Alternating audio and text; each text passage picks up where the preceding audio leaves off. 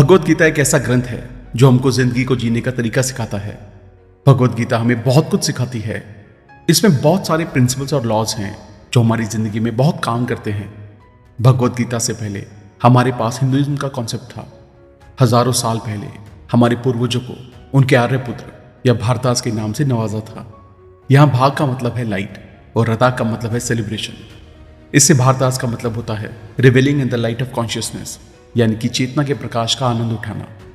इस फिलॉसफी से हमें सक्सेस, हार्मनी और आध्यात्मिक विकास मिला है और लोगों को अच्छी जिंदगी जीने का माहौल मिला है।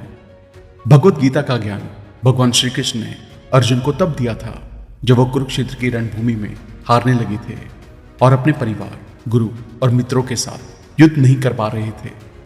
भगवान श्री कृष्ण के संदेश ने अर्जुन को युद्ध करने के लिए तैयार किया था। भगवत गीता को 3 भागों में बांटा गया है, जिसके हर एक पार्ट में 6 अध्याय हैं। ये 3 भाग हैं त्वम, तत्, असि।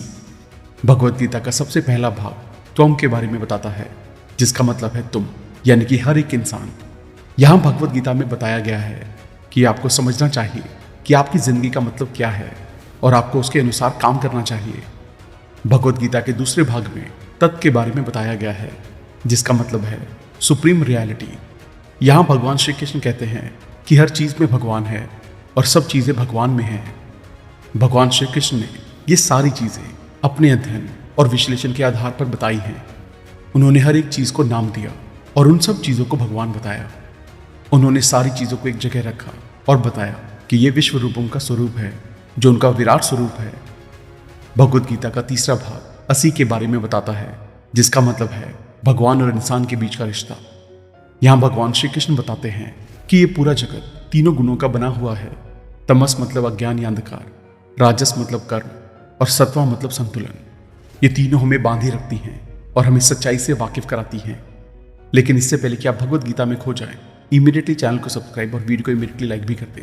हमारी ये वीडियो थोड़ी लंबी हो सकती है क्योंकि इस वीडियो में सभी 18 अध्याय को डिटेल में बताया गया है, इसलिए वीडियो को एंड तक देखना जरूरी है।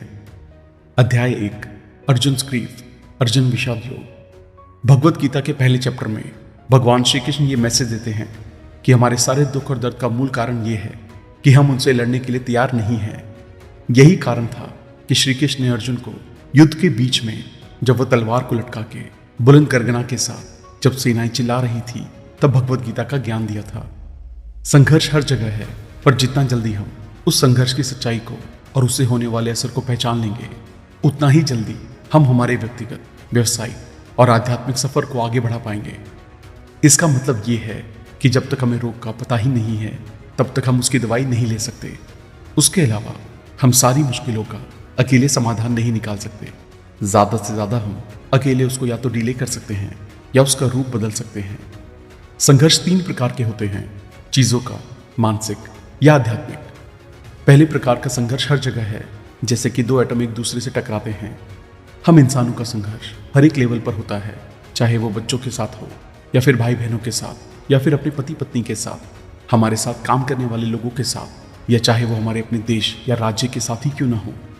चीजों से जुड़े हुए संघर्ष को डील करने के लिए हमें जानना होगा कि किसी भी सिचुएशन में कैसे काम किया जाए और क्या बोला जाए।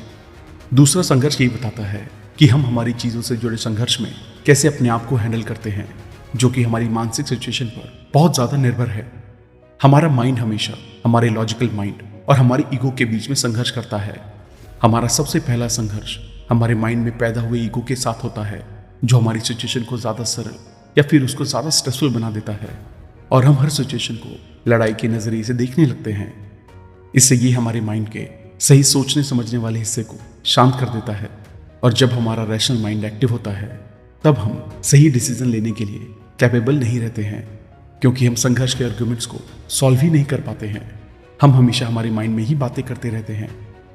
चलो वापस से चलते हैं कुरुक्षेत्र की युद्ध भूमि में, जहां अर्जुन फैसला नहीं ले पा रहे हैं। जब अर्जुन इस संघर्ष में फंसे हुए थे, तब वो अपने लॉजिकल माइंड में क्लियर थे कि वो एक योद्धा हैं और वो इस रणभूमि में अपने दुश्मनों से किसी कारण ही लड़ने के लिए उतरे हैं। पर जब वो योद्धा की दूसरी साइड, जहां उनके परिवार वाले और रिलेटिव्स दुश्मनों की जगह खड़े हैं, तब उनका रैशनल माइंड संघर्ष और विचारों में डूब जाता है और कहता है कि क्या मुझे अपने परिवार वालों को मारना चाहिए या मुझे अपने फोर्स को पूरा करना चाहिए। पर थोड़े ही टाइम में उनका पुरानी सोच रखने वाला माइंड उनके रैशनल माइंड पर कंट्रोल कर लेता है और वापस शांत मोड में चला जाता है। उनका माइंड उनको ये बताने लगता है कि योद्धा बनने से तो अच्छा है कि मैं भाग जाऊं और साधु बन जाऊं।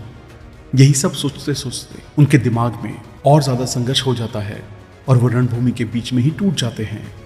वो लड़ने को भी तैयार नहीं थे, ना ही उन्हें क्या करना है ये डिसाइड कर पा रहे थे। उनको बस इन सब चीज़ों से भाग जाना था। हम सभी ऐसी सिचुएशन में कभी न कभी आते हैं और ये डिसाइड नहीं कर पाते हैं कि हमें क्या करना चाहिए और क्या नहीं करना चाहिए। भगवत गीता की एक अच्छी बात यह है कि वो हमें ऐसी 2 लेवल की सिचुएशन को कैसे डील करना है वो सिखाती है। इसलिए संघर्ष से बाहर निकलने के लिए श्री कृष्ण अर्जुन को रणभूमि के बीच में ले गए, जहां से वो दूसरी साइड खड़े अपने माता पिता, गुरु और परिवार को आसानी से देख सके। ऐसा करने से अर्जुन की आइडेंटिटी का तीसरा संघर्ष सामने आता है। यहां अर्जुन सोचने लगते हैं, मैं कौन हूं? क्या मैं एक योद्धा हूं जो कुछ कारणों के लिए लड़ता है, या मैं अपने गुरुओं का एक प्यारा छात्र हूं? अगर मैं योद्धा हूं तो मुझे पांडव की सेना में होना चाहिए, और अगर मैं एक छात्र हूं तो मुझे कौरव की सेना में रहना चाहिए। मैं अपनी पहचान को डिसाइड नहीं कर पा रहा हूं, इसलिए यह अच्छा रहेगा कि मैं सब छोड़ दूं, जो कि एक सबसे सरल उपाय है। किसी भी चीज से अपने आप को पीछे हटा लेना मतलब अपने फेलियर से अपनी ईगो को जवाब देना है। जब श्री कृष्ण से अर्जुन इस संघर्ष के बारे में बात कर रहे थे, तब वो अपने हर जवाब को रणभूमि को छोड़ने के लिए कन्विंस कर रहे थे। हम सब यही करते हैं जब हम किसी भी तरीके के संघर्ष में पड़ते जाते हैं। हम हमेशा सब कुछ छोड़कर भागने के लिए तैयार हो जाते हैं। हम सारे लॉजिक्स, भगवान और धर्मों का इस्तेमाल सब चीज़ों से भागने के लिए करते हैं, ताकि हम खुद को और दूसरों को जस्टिफाई कर सकें। इस प्रकार के कन्फ्यूजन को भगवत गीता में तीसरे तरह का संघर्ष, जो कि आध्यात्मिक संघर्ष है, उससे रिलेट किया गया है। जब तक हमें पता नहीं होगा कि हम क्या हैं, भगवान क्या है और हमारा उनसे क्या रिश्ता है, हम कभी भी हमारी चीज़ों के और मानसिक संघर्ष को सुलझा नहीं पाएंगे। यही संसार की समस्या है कि हम सभी कहीं ना कहीं हर चीज़ से अटैच्ड हैं, उदास हैं और कहीं ना कहीं दुविधा में फंसे हुए हैं। इसमें भगवत गीता ये बताना चाहती है कि जब तक हम खुद से सुखी नहीं होते हैं, तब तक हम कहीं ना कहीं बाहरी मदद की खोज में निकल जाते हैं, जो आगे जाकर किसी और के ऊपर डिपेंडेंसी और किसी अटैचमेंट में बदल जाती है। ये सब आगे चलकर परेशानी देता है, और परेशान दिमाग हमेशा गलत जजमेंट देता है और चीज़ों को और मुश्किल बना देता है। यही चीज़ें अर्जुन के साथ हो रही थी, और वो अटैचमेंट के आवरण से घिर जाते हैं, जिससे उनकी जो विशेष ताकत है वो नाकाम हो जाती है, और वो लगातार गलत डिसीजन लेने के लिए तत्पर हो जाते हैं। इस चैप्टर में अर्जुन अपने आप को लगाव, उदासीनता और माया के बड़े समंदर में महसूस करते हैं। उनको इन सब का उपाय निकालना है, पर उनको यही दिख रहा है कि रणभूमि को छोड़ना ही सबसे सही उपाय है। पर हकीकत में उनका लॉजिकल माइंड इस बात से सहमत नहीं है, और उनको इस बात का भी एहसास नहीं है कि उपाय ढूंढना उनके हाथ में नहीं है। वो श्री कृष्ण के आगे आत्मसमर्पण भी नहीं कर सकते हैं। इसीलिए वो थोड़ी कंफ्यूजन में पड़ गए और बड़े उदास होकर अपने रथ पर बैठ गए।